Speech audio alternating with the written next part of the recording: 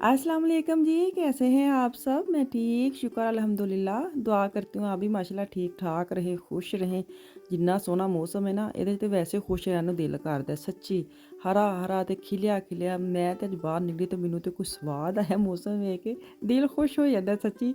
ਅਗਰ ਬਾਦਲ ਹੋ ਨਾ ਤਾਂ ਦਿਲ ਉੱਥੇ ਹੋ ਜਾਂਦਾ कि हाय ਹੁਣ सारा दिन फिर नेरा-नेरा, ठंड-ठंड तो लेकिन आज बड़ा अच्छा मौसम है। तो नाश्ता वगैरह मैंने कर लिया, अब किचन में चलते हैं बाकी मैं काम ना करने चिकन के लिए। रोस्ट करने लगी। मैं मसाला बना के याद आया, ओहो मैं तो कुछ दसिया ही नहीं। ये ना इसके अंदर है अदरक लहसुन का पेस्ट है, दही है, लेमन है, ऑयल है, 7 कलवंजी मैंने डाली, घर के मसाले नमक मिर्च गरम मसाला सूखा धनिया जो भी आपके मसाले होते हैं ना। तो इनमें हम कर ला मिक्स। नमक मैंने चख लिया है। तो यह हम चिकन जो ना chicken mix whole chicken leg piece 3-4 अलग थे और पूरा चिकन सी। तो मैं क्या चल अज इन्होंने ना मसाला ला के रोस्ट कर देंगे, बच्चे खुश हो जाएंगे। बच्चे घर है, छुट्टियां चल रही हैं, अल्लाह खैर करे मंडे में जाएंगे। तो हूँ इन्होंने मैं लावा मसाला ताकि शाम मैं इन्हों ओवन च वाड़ के तो बना देंगे। चलो अमिक बाद मसाला रखिया सी, प्रैशर लाया सी ते थोड़ा जिहा पानी रह गया, इन्हें गाल गुल के फे फू के चिकन तो पका लेना हो। तो चलो मसाला लग गया, इन्हू लानी फोलिया तो रखनी फ्रिज में। तो शाम को कड्डांगे फिर दोबारा शाम को झाती मार के हैलो हाई करांगे। चलें जी, कल शॉपिंग जो की थी ना मैं आपको दिखा दूँ। मैं ऊपर लेके जाने लगी थी, एकदम मुझे याद आया कि मैं तो तनवाया ही नहीं सी। ए ना मैं लैके आई सा फान दी जैकेट कह लो या इनू कह लो क्या कह लो, जीन्स की ना सेल में लगी थी बड़ी अच्छी, ब्लैक कलर में। इसकी इस तरह की ना लुकमान की भी है, तो उसको बड़ा था मामा मेरी भी ऐसे लेके आए। तो मैं वो लैके आई हाँ। तो वो एक बांह तो तेन पता है प्लस्तर लगा है। तो मैं एक बांह पा के ना चैक कर लिया। मैं क्या बाजू वेख ला, बच्चे दे ना बाजू थल्ले वड्डे होना अच्छे नहीं लगते। तो ये मैं लेके आई हूँ उसके लिए। और एक मैं लेके आई हूँ उसकी शर्ट, बड़ी स्टाइलिश सी, स्टफ बड़ा अच्छा है। कितने की है? 12-13 और दी।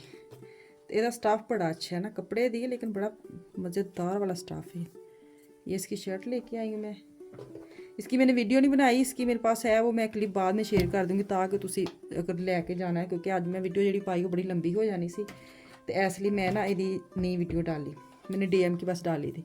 ये देखें जी, ये लेके आई हूँ बच्चों के लिए, लेकिन मैं 30 लेके आई। किसी ने मुझे लिखा है कि तुसी ना एशियन जी स्किन है ना वो 50 होना चाहिए। खैर मैं हूँ लै आई, हूँ मुकावांगी तो फिर वो लियावांगी। मैं बच्चों लिए लैके आई थी ना, यह बड़ी अच्छी है। नहीं तो कई ना बड़े गाड़ी गाड़ी जी होंगी ना वो बच्चे नहीं लाते, जज़ब जल्दी हो जाती है। देखे ना लाइट से बिल्कुल नज़र आती। हाँ लाइट थिक वाली नहीं अच्छी, वो लगाने नहीं देते मुझे। फिर ये मैं लेके आई बच्चों के लिए। अच्छा जी, मैं जो लेके आई थी वो लेके आई थी एक, ये मैं गार्नियर का लेके आई थी विटामिन C का सीरम। ये मैं पहले भी अपना एक शीशी मुकम्मल कर चुकी हूँ।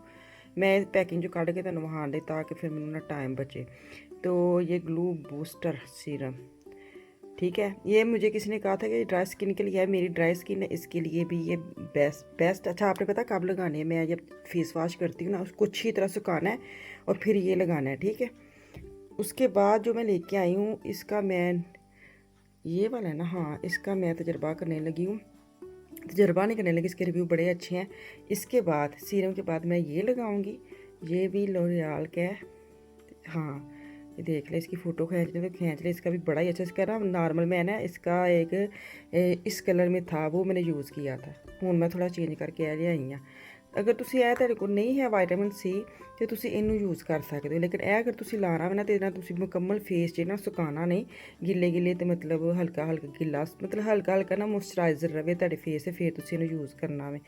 तो अगर यह तुम लाना है ना तो यह लाना है जे 20 मतलब 20 साल तो लैके ना 30 साल के जोड़े अंडर वो विटामिन C यूज़ कर सकते, बाद वाले भी कर सकते हैं, लेकिन ज़्यादातर है कि यूज़ कर। तो यह वाला जोड़ा वा ना इन्हों में ऑप्शन है, तुम दोवें यूज़ कर लो, क्योंकि एक तो होंगे ना बड़ा मुश्किल लगता हूँ इनू भी लाओ फिर सुकाओ फिर इनू भी लाओ। तो तुम एक भी यूज़ कर सकते, लेकिन मैं दोनों यूज़ करूँगी। मैं पता क्या करूँगी, सुबह मैं दोनों को करूँगी, अगर नमाज़ वगैरह जब पढ़नी हो तो फिर फेस करना होता है ना, धोना होता है, फिर मैं इसको लगाऊँगी, ठीक है।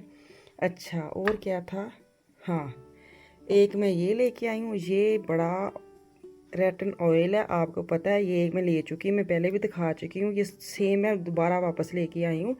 इसका मेरे पास था वो ख़त्म हो गया, तो इसके ना लगाने का बड़ा एक तरीका है। हूँ तुसी ना इनू ध्यान ना लाना, मेरी गल ध्यान ना सुनियो। ਕੱਲ ਕੇ ਬੜੇ ਮੈਸੇਜ ਆ ਰਹੇ ਕਿ ਤੁਸੀਂ ਇਹਦਾ ਰਿਵਿਊ ਦੇ ਦਿਓ। ਮੈਂ ਇਹ ਪਹਿਲੇ ਮੈਂ यूज़ कर चुकी हाँ। ਇਹਦੀ फ़ोटो खींच लो ਤੁਸੀਂ अगर लेनी है तो रेटिन ऑयल बड़ा अच्छा है। अच्छा ये जो है ना इसके ऊपर सारी इंस्ट्रक्शन लिखी हुई है, मैंने बच्चों से पढ़ा भी लिया, ख़ुद भी पढ़ी थी। इसका ये है कि ये 30 साल से ऊपर है ना वो वाले यूज़ करें, 30 साल तो थल्ले वाले जेडे ना वो यूज़ ना करें, 30+ यूज़ करें। और इसका ये कि आपने पहले रात को ही लगाना, ये दिन को लगाने वाला नहीं है। इसको रात को लगाना है। एक दिन अगर आपने लगाना है ना तो एक दिन छोड़ के एक दिन लगाना है। एक हफ़्ता आपने ऐसे ट्राई करनी है, ठीक है। ये नहीं है कि रोज़ लगाना है, एक हफ़्ता आपने करना है, एक दिन छोड़ के एक दिन लगाना है। फिर अगले हफ्ते आप बेशक डेली लगाएं, लेकिन इसको लगाने के लिए भी आपका मुँह जो है ना वो गीला होना चाहिए, सूखा नहीं। और उसके बाद आपने नाइट क्रीम लगानी है। जब तुसी सुबह उठना वे must must must face wash करके फिर तुसी यह लानी है अपनी सन ब्लॉक। मैं ये यूज़ करती हूँ, मुझे बड़ा अच्छा लगता है, लाइट वेट है। तुसी जितनी मर्जी यूज़ कर दे तुसी वो ला लो।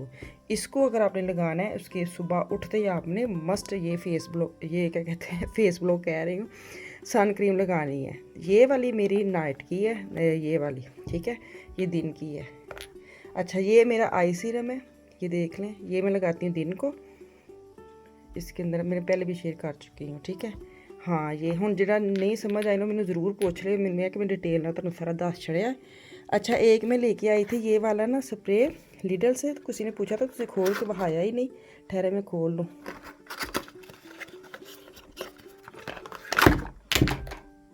ये इसकी पैकिंग है और उसकी खुशबू भी बड़ी प्यारी है ना, इसकी भी ना किसी के साथ मिलती जुलती है, मैं आपको दिखाऊंगी। अभी तो मैं लेके आई हूँ और मुझे तो बड़ी प्यारी इसकी ना लगी है, फ्रेगनेंस बड़ी ज़बरदस्त है। ये मैं लीडर से लेके आई थी। चलो जी चुन्नी मुन्नी जी मेरी शॉपिंग है, तुसी वेख लवो। तो इन्हों के बारे तुसी मैनूं किसी के बारे भी तुसी पुछना ना तो मैनूं जरूर तुसी पुछ सकते हो। इंस्टाग्राम पर आके पुछ सकते हो, होर मैं किते नहीं जे एड्डी जल्दी जवाब देंदी। तो इंस्टाग्राम पर तुसी आओगे ना फिर मैं तुहानूं इहदे बारे तुसी कुछ भी पूछना पुछ सकते हो, सही है। ये दिन के है और ये रात को है, इसके बारे में ज़रूर ध्यान करें क्योंकि इसके बारे में थोड़ी ना कंफ्यूज हो जाती हैं सारी। तो इसके बारे में अगर आपको ना समझे तो पूछ लेना। चलो जी शॉपिंग मैं तुहानूं वहा दी थी। कल मैं थोड़ी वीडियो डाली थी ना जैसे DM में चीज़ें लेते हैं, तो मुझे इतने मैसेज आ रहे हैं कि तुसी सानूं कॉल करके वहाओ, ये रिव्यू दो। मैं पहले भी ले चुकी हूँ, ये दूसरी दफ़ा मैं लेके आई हूँ। मैंने कहा चलो हुण मैंने डिटेल ना तुहानूं दस देवां। अगर किसी ने नहीं समझ आई ना तो मेरा वो इंस्टाग्राम अदीबा पॉइंट खालू चल रहा है, उसको ज़रूर फॉलो शॉलो किया करो। उत्थे आके मैं तुहानूं सारे जवाब दे दा करांगी मूँह थ्रू आके। तो अभी ना रोस्ट जो है ना वो चिकन जो मैंने मसाला लगाया था ना उन्होंने मैं रखिया ट्रे च, ते विच शिमला मिर्चा सुट्टियां ताकि ये ओवन च जान। तो उस बाद शामी कबाब का मसाला देखो मैं बना के रखा थी, वो इन्ना को सख्त हो गया। मैं पहले गरम गरम उसको मैंने पीस लिया था, अगर ठंडा करके पीसते ना फिर बड़ा ख़राब होना थी। तो मैंने ठंडा कर लिया। अब हुण इहदे विच सुट्टांगे एक अंडा, हरा धनिया फेंकेंगे नहीं डालेंगे। तो हाँ और क्या डाला था, हाँ बस नमक चख लेना वे तुसी अपने हिसाब नाल। ते बाहर इन्हां नूं मैं मिक्स करके तो उतनी देर मैंने इसकी शामी कबाब बना लूँगी। मैं ना शामी कबाब की शौकीन नहीं है, लेकिन अफ़ान ने रमज़ान शरीफ में जब मैंने बना कर रखी थी ये सारी अफ़ान ने ख़त्म की थी। वो भी सैंडविच बना के खाता है, या मैं उसको ना जैसे होता है ना वो रोटी टाइप होती है, पराठा होता है, उसके अंदर लगा के रोल बना के दे दूँ, वो बड़ा आराम से उसको मैंने लगा दिया इसके ऊपर ना। तो कल आखिरी निकली थी तो उन्हें अलार्म ला देते मामा ये ख़त्म हो गई, मुझे और बना के रख देना, क्योंकि वो खुद भी बना लेता है। तो मैं क्या चल हुण उन्होंने पसंद है, अगर बच्चे को चीज़ पसंद है ना फिर ना ऑटोमेटिक ध्यान चले जाता है कि बना के रख लूँ। तो ये देखिए जी इसको फ्रीज़ करूँगी और रोस्ट है मैं उसको एक दफ़ा बाहर निकाल के ना तो यदि मैं अल्टी पल्टी कराँगी, यदि पुट्ठी सीधी बाजू लावांगी ताकि सारा अच्छी तरह गल गुल जाए ना। तो अभी इसको उल्टाया और फिर मैं वापस ओवन में डालूंगी और दोबारा वापस निकाल लिया है। तो मैंने बहुत सुखाया नहीं है, फिर चिकन बिल्कुल ड्राई हो जाता है। तो जूसी इसको मैंने निकाल के ट्रे में डाल दूँगी। तो अब मैंने लिया ब्रोड, ये फ्रीज़र में पड़ी थी, एकदम मुझे याद आया मैं क्या ही बना लेनी, साथ मैंने बूस्ट डालने हैं और इसको ओवन में डालूंगी और साथ निकालूंगी। बच्चे बड़े हैप्पी थे क्योंकि ये शाम का था। दिन को बच्चे जो है ना वो लेट उठते हैं, पराठे वगैरह खाते हैं तो दिन निकाल लेते हैं। शाम को उनको बड़ा होता है कैसे चस्के वाली कोई चीज़ हो ना, तो मेरे लिए भी बड़ा ईजी होता है कि मैं बनाना हो ना तो टेंशन ख़त्म हो जाती है। पता है बच्चे की चीज़ बनाई है वो भी खुश थे मैं भी खुश। तो खैर जैसे मैंने बनाई मेरे मियाँ भी आ गए तो मुझे और खुशी हो गई। मैं कहा चलो पता लगता है सारी फैमिली इकट्ठी बैठ खाना खा लेना बड़ी बरकत आ जाती है। तो नाले ਇਹ भी नहीं होंगे कि हुण मैं उन्होंने अलग कढ़ के तो मैं फोलिया शोलिया लावां, तो मेरा भी काम खत्म हो गया। सारे इकट्ठे फैमिली इकट्ठी हो गई तो सब ने खाना खा लिया। तो चलो जी इत्थे मैनूं दे दो इजाज़त, कल वापस आऊँगी। मुझे मेरी फैमिली को दुआ में याद रखें अपना और अपनी फैमिली का भी ख्याल रखें। अल्लाह हाफिज़।